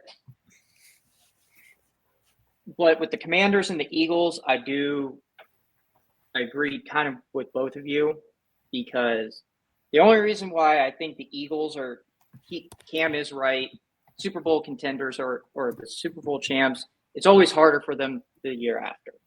It's been seen plenty of times. Problem is, though, the Commanders, a lot of their weaknesses got shown in the playoffs. And like Cam was saying with the Eagles, how people are watching tape on the Eagles, they're also watching tape on the Commanders. And Jaden Daniels, as much of an amazing rookie quarterback as he was, it's going to be like how I'm saying Saquon's not going to be able to do the same shit he did last year. Same thing with Jaden. Yes, I think he is still going to have an outstanding season. The problem is especially from the Eagles' perspective, our defensive coach watched everything he did wrong, and our defensive coach is going to pick every single piece of that apart. And it's going to be the same with almost every single defensive coach. I think so too. I also think that, being a rookie, second year now, but coming from a rookie, you're making a lot more mistakes. Mm-hmm. Not as in tune to the style and everything. He had some lucky plays and he had some good ones, and stuff like that. But I think definitely second year, in the NFL, he's going to be a little bit different of a quarterback, much more in tune, much more precise. Definitely a better quarterback. It could also lead to different things, mistakes, because he got away with them the first year. He might think he. I know, but I mean, that's what training camp. That's what training camp preseason. The whole season's for is to brush up on those. So I think. And I don't think he'll make as many. I don't think he'll be able to catch as many as he had last year. Obviously, I think the Cowboys, and it really depends on what team shows up. Like I'm going to say this about Dallas probably throughout the season. Whatever team shows up, is it Jerry's team or is it the Dallas Cowboys? Yeah. I was going to say. Because when they weren't, they did have some phenomenal games last year. I'll give you that. Dak Prescott, he's not real. I think you kind of glazed Dak Prescott a little too much. He is an average quarterback with. I mean, a decent team behind him. But I think the Cowboys consistent. I would say he's consistent. He is overall better than he is worse, I think. I will say, as a Phillies fan, I love to watch the Cowboys lose, but some of the most fun games to watch were always against the Cowboys when they were still, the Cowboys, because it was a nail biter up to the very end. Who was going to win? Because it was a back and forth the entire game. There was fights, it was just aggression. I got to watch a second string quarterback beat Dallas last year. Again, enjoyed it. I enjoyed it a lot, but I also enjoy having really close games sometimes. It was just boring. By the end of the season, because we had already secured a spot, I already knew the Giants were going to be a wash. Anytime we played the Giants, I was probably going to see Kenny Pickett, which made me sad because I really didn't like Kenny Pickett. I mean, it happens. Yeah. I think this is a good first episode, boys. I can't wait for our next episode where we dive into the AFC West, AFC South, and the AFC East. Make sure you follow us on Facebook, X, and Instagram at Gridiron and Grit. We are also on YouTube as well. Make sure you give us a like and subscribe. This video will be there as well. Also on Spotify and Apple Podcasts. Until next Tuesday, I'm Hollywood Jacob Worthen, joined by Nathaniel the Philly Grim Dolan and Cam the Whistleblower. Could be Chaos Cam if he keeps this up. White. Yeah, just chaos. Yeah, Chaos Cam. But Rage Baiter Cam. Until next time, we'll see you later. Peace.